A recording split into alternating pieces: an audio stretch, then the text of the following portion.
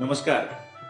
मराठी विभाग, यशवंत महाविद्यालय नांदेड आणि कल्पक विद्यार्थी समूह यांच्या संयुक्त विद्यमाने आयोजित साहित्य संकल्पनांचा परिचय करून देणाऱ्या या अभिनव उपक्रमात आपणा सर्वांचे मनपूर्वक स्वागत. गतवर्षी ऑक्टोबर महिन्यात सुरू झालेल्या या उपक्रमाच्या 2 भागात आपण कविता आणि समीक्षा या संकल्पनांचा परिचय करून घेतलेला आहे. आता आपणाला कादंबरी या साहित्य संकल्पनेचा परिचय करून घ्यायचा आहे आणि हा परिचय करून देणारे मान्यवर अभ्यासक आहेत पुण्यश्लोक अहिल्यादेवी होळकर, सोलापूर विद्यापीठ, सोलापूर येथील मराठी विभागात कार्यरत असलेले नव्या पिढीतील महत्त्वाचे समीक्षक डॉक्टर दत्ता घोलप. एका सर्वसामान्य शेतकरी कुटुंबात दत्ता यांचा जन्म झाला. बार्शी तालुक्यातील दडशिंगे हे त्यांचे मूळ गाव. गावामध्ये वाचन, लेखन तसेच अभ्यासासाठी कसल्याही सोयी सुविधा नसतानाही तक्रारींचा पाढा न वाचत बसता प्रतिकूलतेला कृतिशील प्रतिसाद देण्याची दत्ता यांची सवय तशी लहानपणापासूनचीच. म्हणून तर MA, नेट आणि PhD अशी सर्वोच्च पात्रता संपादन करूनही आपणाला अनेक वर्षे तासिका तत्वांवर अध्यापन करावे लागते याची खंत बाळगून त्यांनी आपल्या वाचन, लेखन, चिंतनाकडे अजिबातही दुर्लक्ष होऊ दिले नाही. भालचंद्र नेमाडे यांच्या कादंबऱ्यांचे आविष्कार विशेष या विषयावर PhD साठीचे संशोधन पूर्ण केल्यानंतर सामाजिक सांस्कृतिक स्थित्यंतरे आणि मराठी कादंबरीचे बदलते रूप या विषयावर प्रतिष्ठेची पोस्ट डॉक्टरल फेलोशिपही त्यांनी पूर्ण केलेली आहे.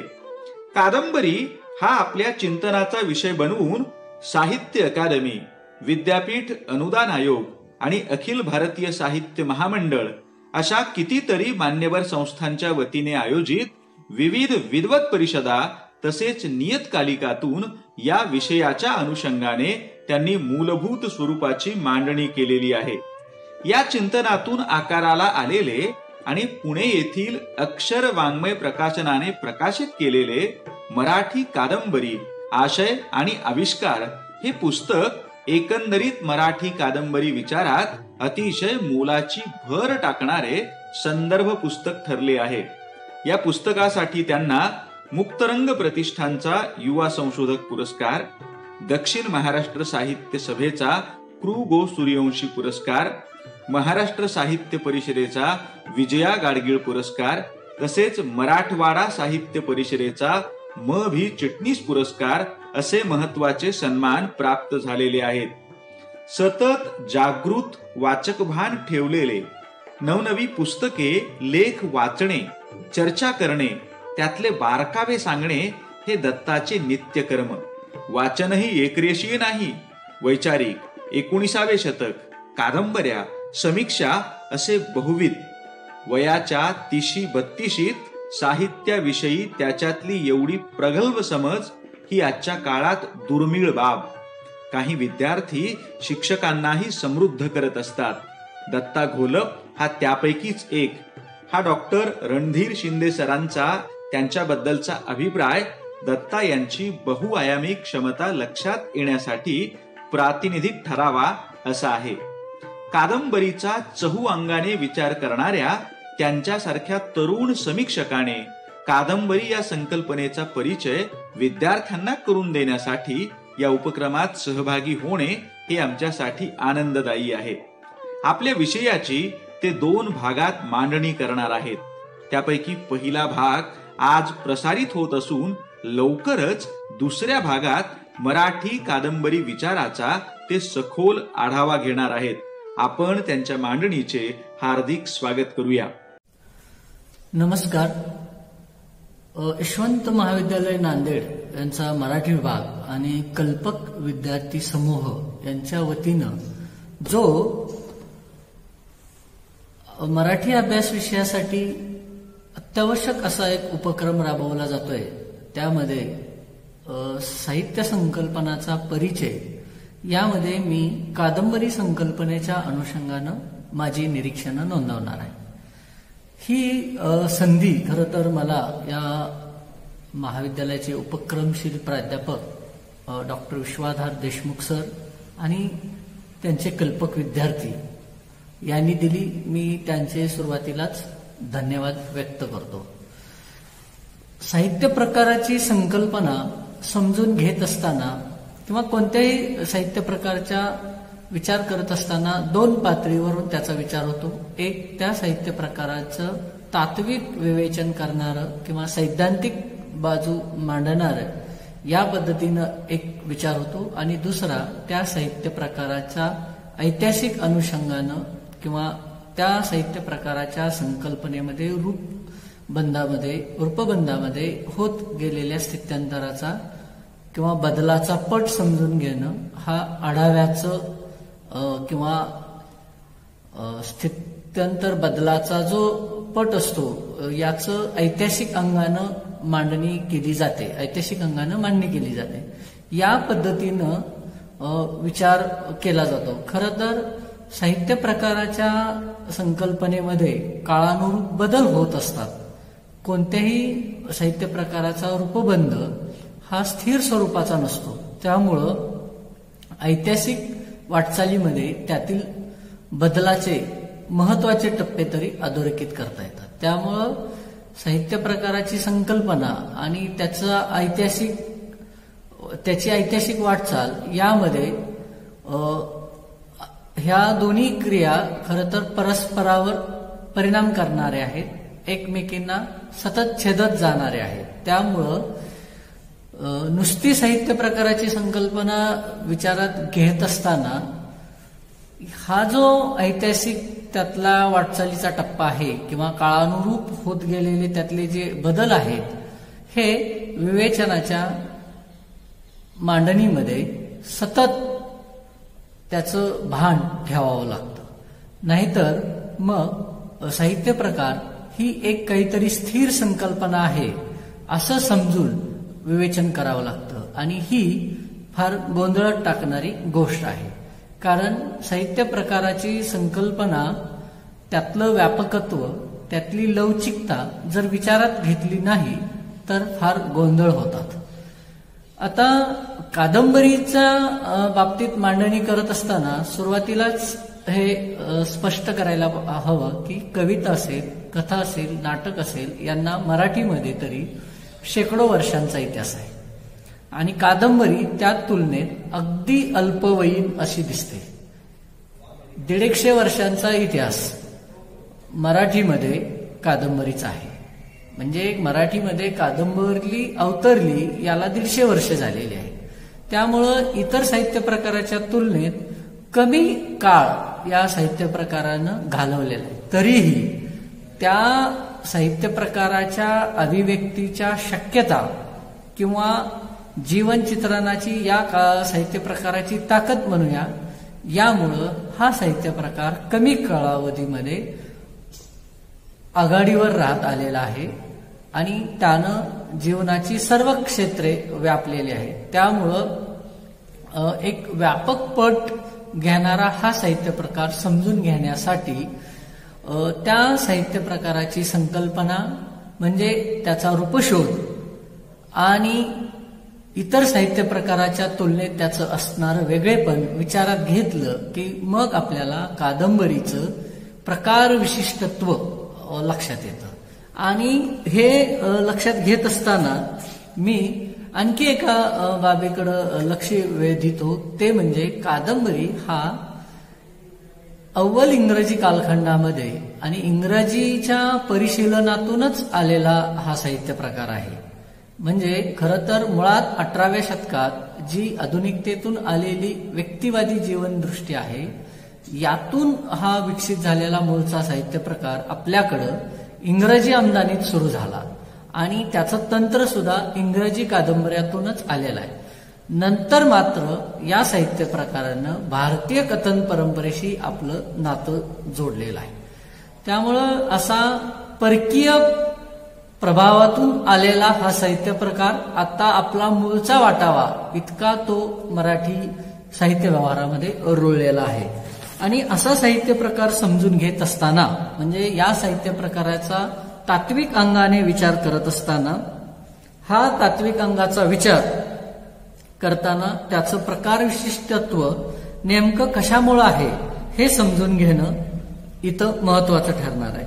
त्यामुळं साहित्य प्रकाराच्या विचार संकल्पनांचा विचार करत असताना कादंबरीच्या बाबतीत तो तर आहेच, पण कोणत्याही साहित्य प्रकाराची संकल्पना समजून घेत असताना मी सुरुवातीलाच 2 मुद्द्याकडे आपलं लक्ष वेधित इच्छितो. एक म्हणजे साहित्य प्रकाराचा रूपबंध हा स्थिर स्वरूपाचा नसतो, तो काळाबरोबर बदलत असतो आणि त्यामुळं साहित्य प्रकाराची संकल्पना म्हणजे त्याचं नामाभिधान जरी तेच राहिलं तरी बदलानुसार जो आशय त्या साहित्य प्रकारानं सामावून घेतलेला आहे, जीवनाशय, त्या जीवनाशयाला व्यक्त करण्यासाठी नवनवीन आविष्कार रीती, नवीन नवीन रूपाचे शोध त्या साहित्य प्रकारामध्ये लावले जातात. नवीन नवीन अभिव्यक्ती रीती त्या साहित्य प्रकारामध्ये सामावून घेतल्या जातात. नवीन शक्यतानिशी हा साहित्य प्रकार बदलत राहतो, तरीही त्याचं नामाभिधान कायम राहतं. त्यामुळं कोणत्याही साहित्य प्रकाराच्या संकल्पनेमागे ही लवचिकता गृहीत धरलेली असते, त्याचं विस्तारशील असणं गृहीत धरलेलं असतं. परंतु आपल्याकडं दुर्दैवानं काही साहित्य प्रकारांच्या बाबतीत असं झालं नाही. म्हणजे निबंध हा वैचारिक मुशीतून अगदी कादंबरीच्या आगेमागेच उदयास आला, परंतु निबंधामध्ये सुरुवातीचा वैचारिक जोम ओसरल्यानंतर नंतर त्याच्यामध्ये जे अनुभवविश्व किंवा लालित्य याचा शिरकाव झाला आणि तसतशी निबंधाची नामाभिधानं बदलत गेली. काही जण त्याला लघुनिबंध म्हणायला लागले, ललित निबंध झाला, ललित गद्य झालं, आता तर मुक्त गद्य अशी ही संकल्पना वापरत आहे. म्हणजे अभ्यास विषयाची मांडणी करत असताना अशा संकल्पनांमागील असणारी लवचिकता, प्रसरणशीलता विचारात नाही घेतली त्यावेळी तर एका साहित्य प्रकाराची अशी नामाभिधानं वेगवेगळी येतात. खरं तर या सगळ्यांना सामावून घेण्याचं निबंधाचं वैशिष्ट्य आहे. त्यामुळं निबंध ही एक अशीच संकल्पना ठेवून हे सगळं त्याचं प्रकार विशिष्टत्व सामावलं असतं. परंतु मराठीमध्ये हा संकल्पना वापरण्याचा पुष्कळ गोंधळ निबंध वाङ्मयाच्या अनुषंगानं जी ऐतिहासिक आणि तात्विक मांडणी झाली त्यामध्ये दिसतो. सुदैवानं कादंबरीच्या बाबतीत असं झालं नाही. कादंबरीनं अनेक वाटा धुंडाळल्या, अनेक शक्यता सामावून घेतल्या, तरी तिचा निर्देश कादंबरी याच नामाभिधाने झाला ही त्यातल्या त्यात बरी अशी गोष्ट म्हणावी लागेल. आणि दुसरं एक संकल्पनेचा विचार करत असताना की साहित्य प्रकाराच्या संकल्पनेचा विषयावर बोलत असताना कादंबरीची व्याख्या आणि त्यामध्ये निर्देशित केलेली जी लक्षणं आहेत किंवा कादंबरीच्या घटकांची जी चर्चा त्या व्याख्यांमध्ये आलेली आहे त्यानुसार मांडणी करणं अशा पद्धतीनं काही अभ्यासक करतात. खरं तर ही निसरडी वाट आहे आणि समीक्षेकडून नेमकेपणा अपेक्षित असतो आणि अशा संदिग्ध मांडणीची आवश्यकता थेटपणे ज्या मुद्द्याकडे आपल्याला निर्देश करायचा आहे त्यामध्ये असू नये. म्हणून साहित्याचा संबंध हा मानवी जीवन व्यवहाराशी असतो आणि मानवी जीवन व्यवहार हा सतत बदलाच्या कडेलोटावर असतो आणि त्यामुळं मानवी जीवन व्यवहाराला सामावून घेणारं हे साहित्य सुद्धा सतत बदलत असतं. त्यामुळं साहित्याच्या कोणत्याही प्रकाराची व्याख्या ही नेमकेपणाने करता येत नाही. ही लवचिकता जर सुरुवातीलाच गृहीत धरली तर व्याख्यांची मांडणी करणं आणि त्या अनुषंगानं त्यानं केंद्रित केलेल्या लक्षणांचा विचार करणं या मर्यादेपुरती ही चर्चा करणं आपण दूर ठेवूया. याचं महत्वाचं कारण असं की कोणत्याही साहित्य प्रकाराला असं व्याख्येमध्ये बांधता येत नाही. मुळात मानवी विद्याशाखेच्या साहित्याच्या ज्या संकल्पना असतात त्या अशा निश्चित परिमाणानं मोजता येत नाही. हा काही विज्ञानामधला किंवा वैज्ञानिक शोधाचा मार्ग नाही. याचं कारण असं, विज्ञानामध्ये जसं एखादा लिटमस पेपर अमुक एका केमिकलमध्ये बुडवला की तो निळा होतो, लाल लिटमस पेपर बुडवला की निळा होतो आणि निळा लिटमस पेपर बुडवला की लाल होतो.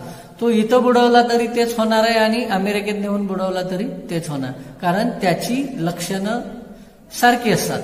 परंतु साहित्याच्या बाबतीत मात्र आपल्याला असं म्हणता येत नाही, अशी ठाम विधानं करता येत नाही. नित्य नूतन परिवर्तन आणि त्याची प्रसरणशीलता त्याला बदलास कारण ठरत असते आणि या बदलासहित त्या संकल्पना समजून घेणं ही फार महत्वाची गोष्ट असते.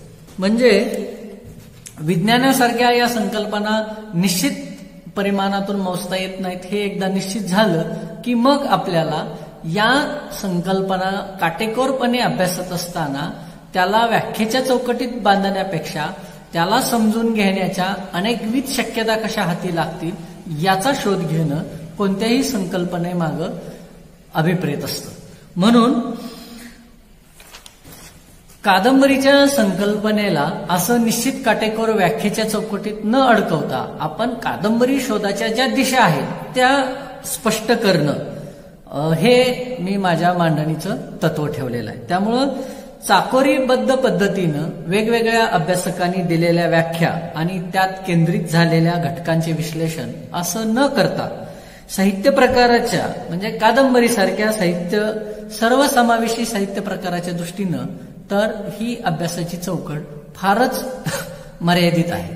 त्यामुळे ही चौकट ओलांडून कादंबरीचे स्वरूप विशेष, इतर साहित्य प्रकाराच्या तुलनेत असणारं तिचं वेगळेपण आणि कादंबरी शोधाच्या किंवा कादंबरी आकलनाच्या ज्या दिशा आहेत, कारण कादंबरी सतत समकालाला सामोरं जात असते. समकालीन वास्तव हे तिचं अंतर्द्रव्य असं ज्यावेळेस आपण म्हणतो, त्यामुळं समकाळ न्याहाळण्याचा जो डोळा आहे तोच कादंबरी न्याहाळण्याचा डोळा आहे का, असं म्हणजे कादंबरी शोधाच्या वाटा कादंबरी बाह्य ज्ञानशाखांशी जोडून अधिकाधिक कादंबरीचा अन्वयार्थ लावणं कसं शक्य होतं याकडे मी माझा संकल्पनेच्या अनुषंगानं मांडणीचा निर्देश करणार आहे. म्हणजे आता माणसाला गोष्ट तयार करून सांगायला आवडतं, मग त्यासाठी तो शब्द हे माध्यम वापरल, चित्र हे माध्यम वापरल, रंग, रेषा, संगीत, नृत्य असे अनेकविध माध्यम आहेत. पण मानवी जगण्याचा जो सतत बदलणारा पसारा आहे तो कवेत घेण्याची जी शक्यता आहे त्यासाठी शब्द हे माध्यम वापरून कादंबरीसारखा अगडबंब म्हणावा असा साहित्य प्रकार रुजलेला आहे. त्यामुळं त्या अशा अगडबंब साहित्य प्रकाराला व्याख्यीय चौकटीत न बंदिस्त करता या त्याच्या खुलेपणाच्या शक्यतांचा शोध घेणं हे मांडणीच्या केंद्रवर्ती आपण ठेवूया. आणि कादंबरी लेखनामागील प्रेरणा सुद्धा मानवी जीवनाशी निगडीत असते आणि मानवी जीवन सतत बदलत असतं. हे एकदा आपण लक्षात घेतलं की कादंबरीच्या अनुभवाचं क्षेत्र हे सुद्धा मानवी जगा इतकंच विस्तारलेलं आहे. जे मानवी अनुभवाचं आहे ते कादंबरी सामावत गेलेले आहे. त्यामुळं मानवी जीवनाचा जसा विस्तारशील गतिशीलता आहे त्यामध्ये, तसेच कादंबरीमध्ये ही विस्तारशील गतिशीलता दिसते, कारण मानवी जीवन हाच कादंबरीच्या चित्रणाचा मुख्य गाभा आहे. त्यामुळं असा मानवी जीवनाचा सतत रंग बदलणारा आकारहीन पसारा कवेत घेण्याची कुवत याच साहित्य प्रकारात आहे. त्यामुळं कादंबरी सतत बदलत आलेली आहे आणि तिच्या प्रकृती धर्मात ठराविक विशेषांचा वापर पुन्हा पुन्हा झालेला नाही. त्यामुळं बंदिस्तपणा या साहित्य प्रकारामध्ये अजिबात आलेला नाही. त्यामुळंच कादंबरीचं साहित्यशास्त्र सिद्ध झालेलं नाही. बऱ्याच अभ्यासकांनी कादंबरीचं साहित्यशास्त्र सिद्ध करण्याचा प्रयत्न केलेला आहे, पण ते साहित्यशास्त्र म्हणजे कादंबरी बाबतीतली त्यांची जी निरीक्षणं आहेत ती त्यांच्यापुरतीच मर्यादित राहतात. एकूण कादंबरी त्या साहित्यशास्त्रातून अभ्यासली जाऊ शकत नाही किंवा संपूर्ण कादंबरी विश्वाला ते साहित्यशास्त्र लागू पडत नाही. एवढा विस्तारशील असा हा साहित्य प्रकार आहे. त्यामुळं कादंबरीच्या रूपाची चर्चा करत इतर साहित्य प्रकाराहून असणारं वेगळेपण या पद्धतीनंच हा साहित्य प्रकार समजून घेता येईल किंवा ध्यानात घेता येईल. कादंबरीच्या आकृतिबंधाचा जर विचार केला तर आशय आणि आविष्कार या अंतस्तर आणि पृष्ठस्तर असा विचार करावा लागतो. काय सांगितले आहे आणि कसे सांगितले आहे.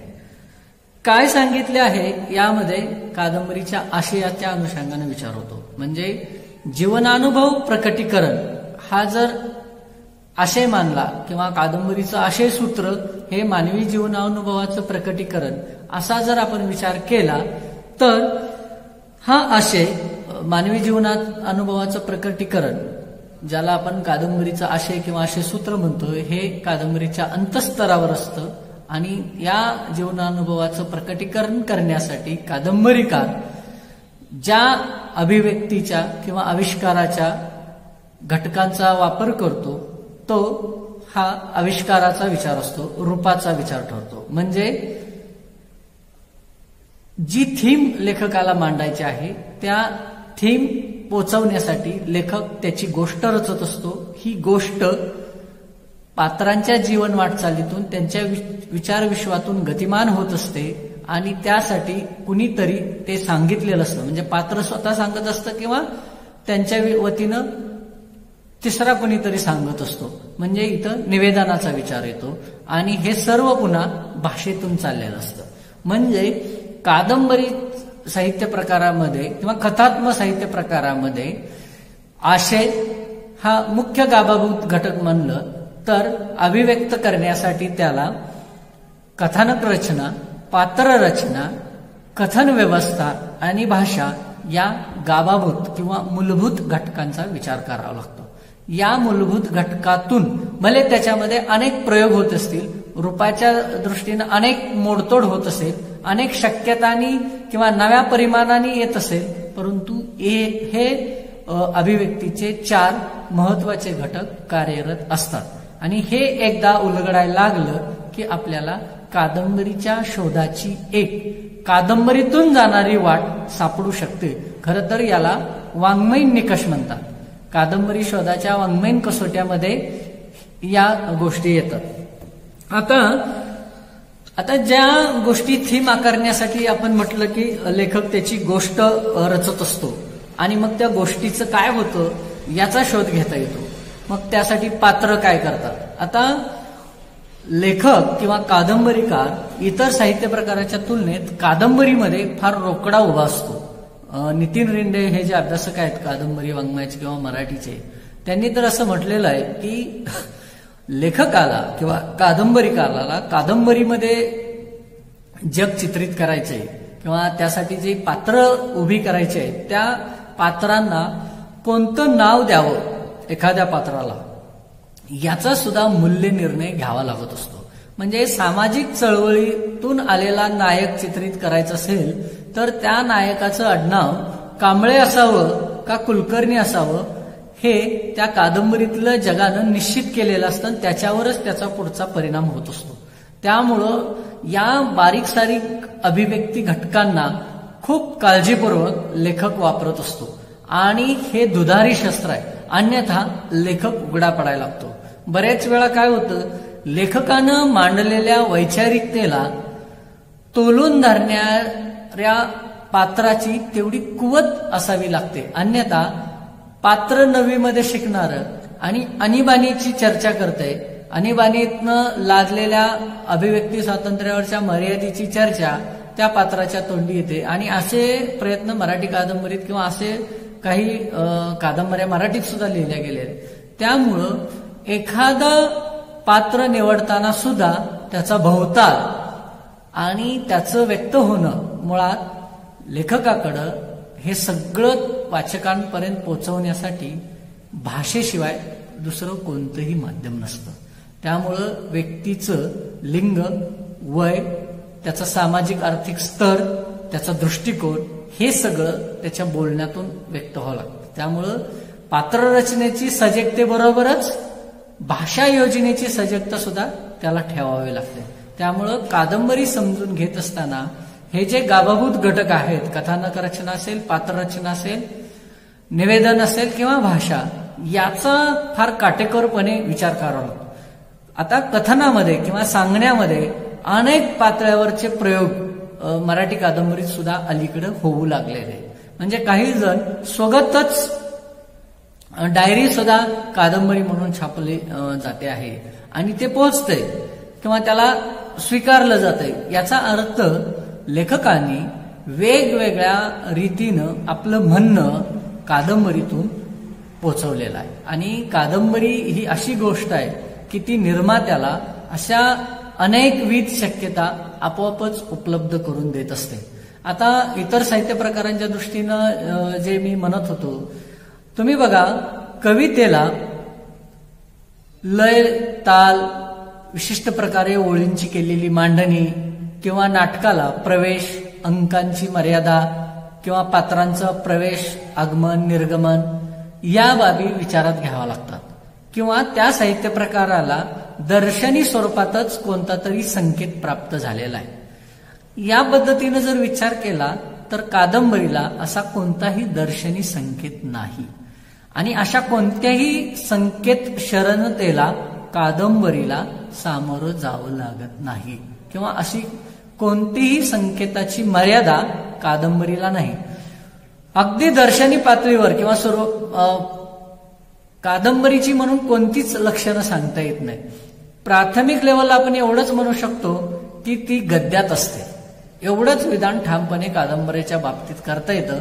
एवढा मोकळेपणा निर्मात्याला कादंबरी देत असते. त्यामुळं हा साहित्य प्रकार म्हणून संकेत व्यवस्थेचा जो खुलेपणा आहे तो या साहित्य प्रकाराला का सतत आघाडीवर राहिलेला आहे, का तो वाचक पसंतीला उतरलेला आहे, याची कारणं त्याच्या या साहित्य प्रकार म्हणून असणाऱ्या या खुलेपणामध्ये, त्याची जी ताकद आहे याच्यामध्ये दिसतात. आणि इतर साहित्य प्रकारांना सामावून घेत पुन्हा स्वतःचं स्वयंसिद्ध असं वेगळेपण त्याला जपता येतं. म्हणजे आत्मचरित्रामध्ये जो लेखक निर्माता आहे त्याचं स्वचं अनुभव कथन नसतं. कादंबरी सुद्धा एखाद्या पात्राचं स्वचं अनुभव कथन चित्रित करू शकते, परंतु आत्मचरित्राला जी मर्यादा येते स्व अनुभव कथनाच्या बाबतीत नाही. आणि नेमकं कादंबरीत स्वअनुभव कथनाबरोबरच बाह्य अनुभव विश्वाला, बाह्य जगाला ती आपल्यात सामावून घेऊ शकते. किंवा कवितेसारखं एखाद्या पातळीवर कादंबरी काव्यात्मक होऊ शकते, तिला लय त्यातल्या निवेदनाला प्राप्त होऊ शकते. किंवा नाटकामधल्या सारख्या संवाद घेत एखादा नाट्यात्मक संघर्षाचा प्रसंग उभा करून नाटकाचे किंवा कवितेचे सगळे स्वभाव धर्म कादंबरी आपल्यात सामावून घेत पुन्हा स्वतःचा स्वतंत्रपणा ती जपत राहते. त्यामुळं कादंबरी समजून घेण्याची ही जी खुलेपणाची शक्यता आहे ती तुम्हाला इतर साहित्य प्रकाराला किंवा इतर साहित्य प्रकार हाताळणाऱ्या लेखकाला त्या साहित्य प्रकाराच्या संकेताचं उल्लंघन करता येत नाही. आणि नेमकं कादंबरी अशा कोणत्याच संकेतांचं बंधन निर्मात्यावर घालत नाही. त्यामुळं वापरणाऱ्याला हा साहित्य प्रकार किती पद्धतीची ताकद किंवा अभिव्यक्तीची शक्ती किंवा शक्यता देतो हे आपल्याला लक्षात येईल. खरं तर अनेक केंद्रीय आशय, विस्तृत भाषिक अवकाश आणि काळाची व्यापक संरचना या क्षमता असणाऱ्या महाकाव्याची जोड किंवा या महाकाव्याची बरोबरी आज कादंबरी करताना दिसते.